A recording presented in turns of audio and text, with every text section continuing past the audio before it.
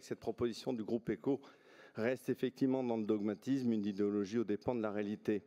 À Poitiers, à Bordeaux, au Bourget, les écologistes s'attaquent une fois encore à l'aérien. Les écologistes nous expliquent que c'est un geste fort pour l'environnement. En réalité, il s'agit d'un geste complètement déconnecté des enjeux réels de nos territoires. Pensez-vous réellement que les vols opérés aujourd'hui au Bourget disparaîtront comme par magie? Non. Ils seront simplement déplacés vers d'autres aéroports. En réalité, cette fermeture serait une mesure symbolique, inefficace, mais surtout dévastatrice pour l'économie locale. J'ai l'honneur de vous l'affirmer, nous sommes fiers d'avoir un aéroport de cette envergure en Seine-Saint-Denis car il est vertueux pour notre territoire. Et quand je dis nous, je parle des élus de la majorité régionale, mais aussi des élus du territoire paritaire d'Envol. Et je me permets de dire que je n'ai jamais entendu le président du département de la Seine-Saint-Denis critiquer la présence de ce département.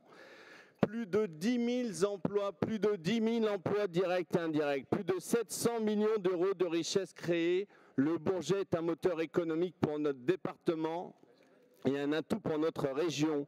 Les premiers bénéficiaires de ces richesses sont les habitants de la Seine-Saint-Denis qui, par les retombées fiscales, apportent des recettes supplémentaires à nos collectivités et profitent ainsi à nos concitoyens. Notre jeunesse aussi bénéficie de cet équipement de renommée internationale puisque l'aéroport y héberge des centres de formation au métier de l'aéronautique comme l'AFMAE dont la région est partenaire. L'Île-de-France et singulièrement l'aéroport du Bourget est une terre d'innovation et de fleurons industriels qui œuvrent pour rendre l'aéronautique plus sûre, plus performant et bien sûr plus écologique. Car vous omettez, chers collègues, de préciser que l'aéroport du Bourget propose ces fameux carburants SAF, ces nouveaux carburants aériens qui réduisent de 80% les émissions en CO2 des aéronefs. Avec la présidente Valérie Pécresse, nous assumons de soutenir cette industrie qui cherche des solutions pour baisser son impact sur l'environnement grâce à l'innovation. Nous assumons de soutenir cette industrie qui est créatrice d'emplois, comme l'aéroport Charles de Gaulle du reste, qui forme des jeunes de nos territoires au métier de l'aviation, sans parler de la filière des métiers de l'aéroportuaire.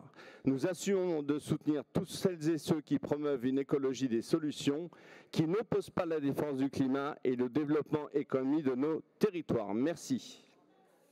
Merci, Monsieur Béchiza. Monsieur le vice-président.